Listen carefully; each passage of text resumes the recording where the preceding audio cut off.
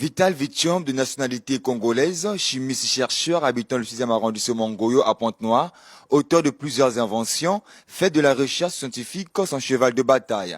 Âgé de 38 ans, aujourd'hui Vital Vitium compte plus d'une douzaine d'inventions.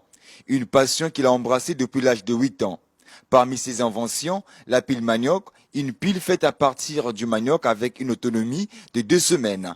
Une invention qui date de 1999, la toute première. Si j'utilisais tout le manioc entier, si j'avais un convertisseur ou bien un onduleur, ça me donnait 220 volts. Avec le manioc aussi, vous pouvez regarder la télé. On peut faire aussi des installations avec le manioc. L'avantage du courant du manioc, le manioc est renouvelable. Si on a des plantations de manioc, donc on peut électrifier tout Pointe-Noire ou Brazzaville juste avec le manioc. On n'aura plus besoin d'électricité du barrage, juste avoir beaucoup de plantations des tubercules à manioc. Et on fait des mini-transfos et on aura l'électricité écologique, donc qui n'est pas toxique, qui est durable. Toujours dans sa passion de découvrir, en 2017, le chercheur scientifique met en place une nouvelle pile qu'il appelle la pile plante. Il s'agit d'une pile qui tire la source de son énergie à base des plantes. La pile plante fonctionne très bien. Donc si vous plantez 10 plantes chez vous, vous mettez le NPK, vous avez un convertisseur dans la maison, vous avez aussi l'énergie. Donc au fur et à mesure que la plante va grandir, l'intensité du courant aussi va augmenter. Donc là, vous aurez la capacité de repasser, d'avoir la plaque chauffante et de brancher votre congélateur. Donc la pile plante ne meurt jamais. Donc c'est une pile vraiment, je demande même à l'État qu'on soutienne cette idée innovatrice parce que avec les plantes, ça va nous pousser à beaucoup planter pour que l'atmosphère ait beaucoup d'oxygène. Parce que plus qu'il y a des plantes, plus il y aura aussi beaucoup d'oxygène. Donc la pile plante vraiment est très écologique. Là, avec 2 plantes, je peux charger le téléphone. Je peux avoir la lumière, je peux planter à tubercule de manioc pour le sakasaka, ça marche très bien. L'oseille, les papayers, tout ça marche.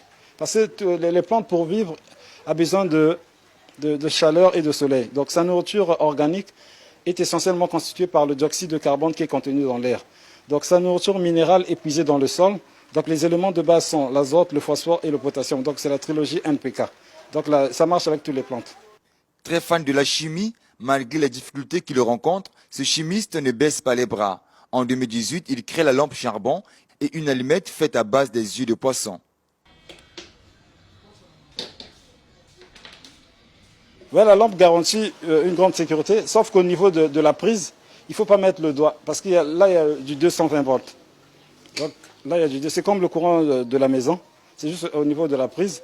Donc ce petit pot a la capacité d'alimenter 7 ampoules économiques avec 2 postes téléviseurs, plus un décodeur. Donc ça n'a pas d'inconvénient. Donc le feu va apparaître. Ça vous permettra de récupérer le feu et de faire tout ce que vous voulez, quoi. Donc c'est juste avec l'œil du poisson, mais il faut que ce soit un poisson frais. Sa toute dernière invention date de 2019, une brosse à dents capable de recharger un téléphone portable.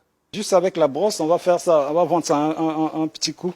On peut le faire à 300, à 200 pour que tous les Congolais aient la facilité de charger le téléphone juste en mettant de la salive sur leur brosse à charbon et ils vont charger leur téléphone. Des inventions qui peinent à voir le jour par manque de soutien. Il sollicite l'appui du gouvernement congolais dans ses recherches afin de permettre aux Congolais de consommer leurs œuvres. Ouais, j'ai même ce projet. Il y a une école qui me demande que je leur électrifie avec le manioc. Je suis en train d'étudier déjà, donc je vais faire ça. Si l'État peut soutenir, ça serait une bonne idée. Né à Brazzaville, Vital Vitium, chercheur chimiste, effectue ses travaux de conception et de développement grâce à l'énergie renouvelable.